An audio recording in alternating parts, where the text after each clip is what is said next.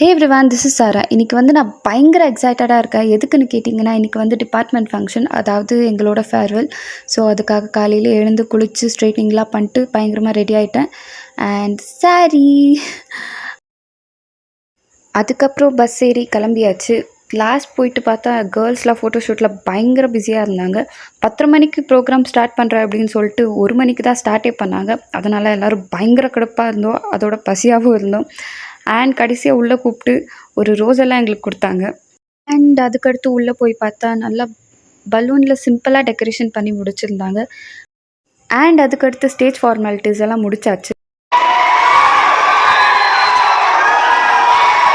அப்புறம் இந்த சத்தம் இருக்கே, ஒரு ஃபங்க்ஷனுக்கு அழகு சேர்த்தது இந்த சத்தம் தாங்க.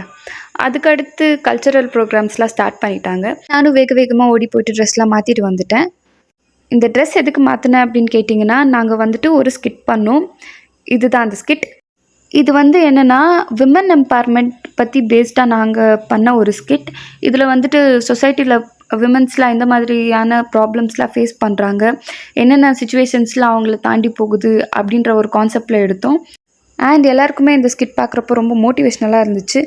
அதுக்கடுத்து நாங்கள் எல்லாருமே சாப்பிட கிளம்பிட்டோம். கஷ்டப்பட்டு க்யூவில் நின்று அந்த பிரியாணி வாங்க நாங்கள் பட்ட கஷ்டம் இருக்கு. அதை ஏங்க கேட்குறீங்க? எக்ஸ்ட்ரா ஒரு பீஸ் கேட்டாலும் யாருமே போடல. அது கொஞ்சம் மன வருத்தமாக இருந்துச்சு. அப்புறம் அந்த பிரியாணி சாப்பிட்டதுக்கப்புறம் தான் தோணுச்சு, இதுக்கு நம்ம பட்னியாகவே கடந்திருக்கலாம் அப்படின்ட்டு. அப்புறம் சாப்பிட்டு முடிச்சு மேலே கிளம்பியாச்சு. கல்ச்சரல்ஸ்லாம் மறுபடியும் ஸ்டார்ட் பண்ணிட்டாங்க. எல்லோரும் டான்ஸ்லாம் பயங்கரமாக ஆடிட்டு இருந்தாங்க.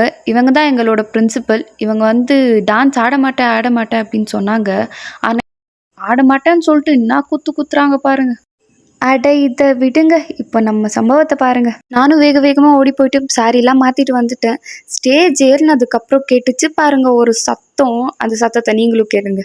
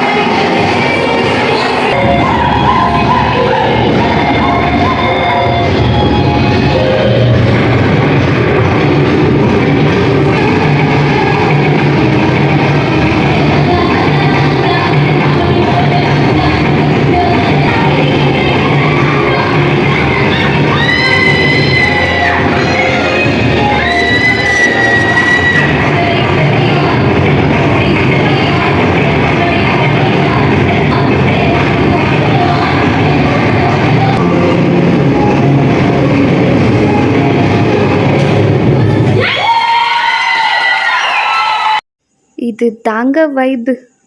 ஆனால் எங்கள் பேட்ச்சில் இதுதான் கடைசி ஃபங்க்ஷன் அப்படின்னு நினைக்கிறப்ப தான் லைட்டாக மன கஷ்டமாக இருந்துச்சு. காலேஜ் டேஸ்லாம் எனக்கு ரொம்பவே ஒரு ப்ரெஷஸான ஒரு டேஸ். இந்த காலேஜை கடைசியில் நான் மிஸ் பண்ணுவேனான்னு தெரியல. ஆனால் இந்த காலேஜில் நான் உருவாக்கின நிறைய ரிலேஷன்ஷிப்ஸை நான் கண்டிப்பாக ரொம்பவே மிஸ் பண்ணுவேன்.